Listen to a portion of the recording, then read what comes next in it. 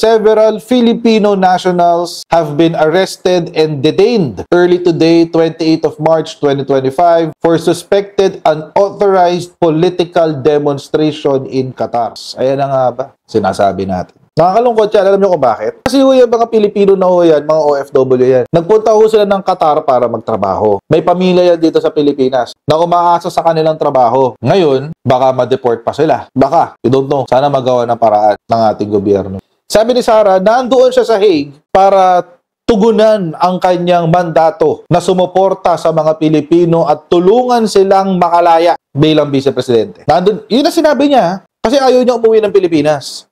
Ang dahilan daw kung ayaw niya umuwi sa Pilipinas, nandoon daw siya sa Hague para suportahan at siguruhin na mapapauwi niya ang isang Pilipino na nakadetain. Pumunta ka ngayon dito sa Qatar, Sara Duterte. Pumunta ka ngayon dito sa Qatar. Ito yung malungkot na balita, guys. Di ba birthday ni Digong? Meron tayong mga kasamang Pilipino na nagrally and they are now detained sa Qatar. Nagrally in support of Rodrigo Duterte dahil birthday niya. Ngayon detained sila. Philippine Embassy in Qatar, or the Embassy of the Republic of the Philippines in Doha, is aware that several Filipino nationals have been arrested and detained early today, 28th of March 2025, for suspected unauthorized political demonstration in Qatar. The embassy is in touch with local authorities for the provision of necessary consular assistance to said nationals. The embassy reiterates its previous advisory dated March 13, 2025 for all Filipino nationals in the country to respect local laws and customs relating to mass demonstrations and expressions of political grievances. Ayan na nga ba?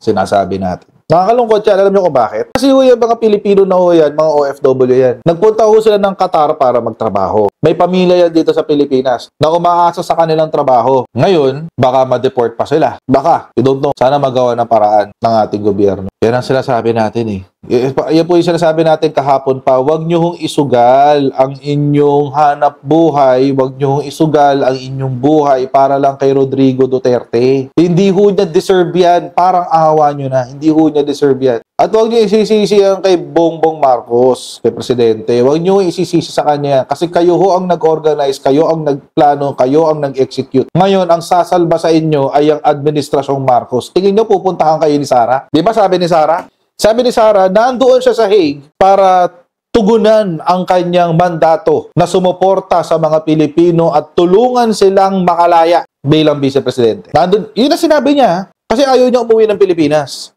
Ang dahilan daw kung ayaw niya umuwi sa Pilipinas, nandoon daw siya sa Hague para suportahan at siguruhin na mapapauwi niya ang isang Pilipino na nakadetain. Pumunta ka ngayon dito sa Qatar, Sara Duterte. Pumunta ka ngayon dito sa Qatar. Kung hindi ka makakapunta, sustentuhan mo yung mga pamilya nitong na-detain nato. I mean, kasalanan nila yan. Nandoon na tayo. Kasalanan nila yan. Kung sino man yung mga hinuli na yan na Pilipino sa Qatar. Kasalanan ho nila yan. Pero, party ho kasi niyan ay ang pagmamanipula ng grupo ng Duterte. Nagpa-brainwash kayo sa mga Duterte. So, kasalanan yun. Hanggang doon lang ang kasalanan nila. May pinaglaban sila. Pinaglaban nila si Digong. Doon lang ang kasalanan nila. Pero dahil nagsabi si Sara Duterte na isa daw sa kanyang mandato ay tumulong sa mga Pilipino na nakapiit sa ibang bansa. Puntahan mo to. Lumayas ka dyan sa Hague. Puntahan mo tong mga nasa Qatar na nakulong dahil sa pagmamahal ng mga taong to sa inyo. Binulag-bulag nyo itong mga taong to. Ngayon nakakulong sila. Paano ngayon mga pamilya nito? Nakakagalit, di ba? Nandun na tayo.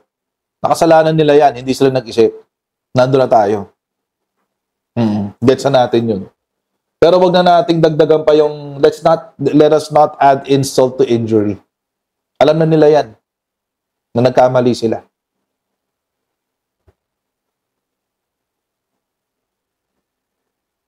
Pero sino ngayon ang sasalba sa kanila? Marcos admin. Itong mga taong ito na nagrally, na nakadetain ngayon, ano sasabihin nila? Pahingi po ng tulong sa administrasyon para kami mapalaya dito. Pagkatapos yung tawaging bangag, tapos yung tawaging adik, tapos yung sabihing Marcos resign, ngayon hingi kayong tulong. Tutulungan yan. Kasi, tutulungan yan kasi trabaho ng gobyerno yun. Tutulungan yan. Pero sana magkaroon kayo ng konting hiya.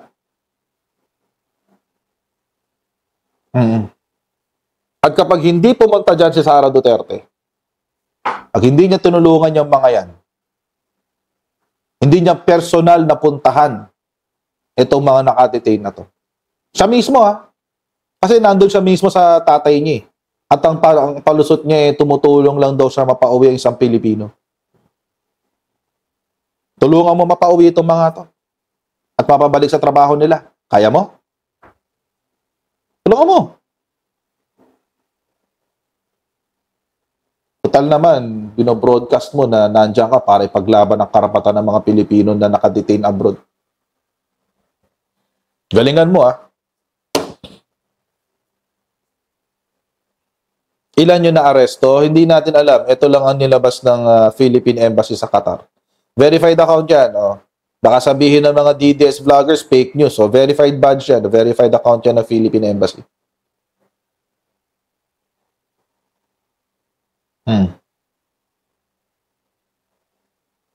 Yun lang naman. Nakakalungkot yung balita. Sana hindi nangyari. Ulitin ko lang po, wala akong problema na kung kayo ay OFW, sumuporta po kayo kay Rodrigo Duterte. Wala akong problema yun. Wala akong problema na tayo ay magbardagulan online. Wala akong problema yun. Tawagin nyo kung bobo, tanga, bukbok, etc. Wala akong pakialam kasi tatawagin ko lang kayong bobo, inutil at brainwash. Okay lang yun, walang problema yun. Carry yan, kayang-kaya natin lahat yan. Pero sumunod ho kayo sa batas ng lugar nyo, kung nasaan man kayo. Kung bawal ang rally, wag ho kayo mag-participate. Kahit gaano kayo pilitin ng mga kasama nyo, wag ho kayo mag-participate. Unahin nyo, isipin nyo muna ang pamilya nyo bago si Digong. Hindi ho kayo kilala ni Digong. Real talk lang. Hindi ho niya kayo kilala. At wala ho siyang pakialam sa inyo. Hindi ho kayo kilala ni Sara Duterte. At wala ho siyang pakialam sa inyo.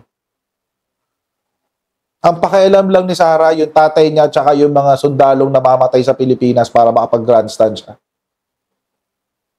Unahin nyo ang pamilya nyo, unahin nyo ang trabaho nyo. Gawin nyo ho ang purpose kung bakit po kayo nag-OFW para kung ba't kayo nagsakripisyo na mawalay sa mga pamilya nyo. Unahin nyo po yun. Bago yung pagrarally nyo, pagpupolitika nyo dyan.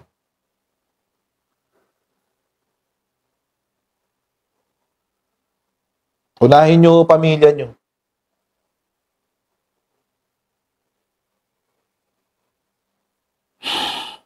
Nakakalungkot. Kaso, yan ang pinili nila So, doon sa mga natitira pa, kung meron pang mga ibang hindi na aresto, huwag nyo na subukan. Huwag nyo na subukan. Kung nasa Pilipinas ho kayo, walang problema. Magsawa kayo kakarali. Hindi kayo papakailaman ng gobyerno dito. Nakakalungkot lang na nangyari yan. Sana hindi nangyari. It could have been easily avoided. Easily avoidable. Kaso, pinili nyo mapadeport pa kayo. Kawawa naman. Huwag nyo subukan. Masisira ang buhay nyo, sabi ni Tess Nasi. Oo. Binalaan naman pala kayo ni Digong. Huwag nyo subukan. Ay, Diyos ko.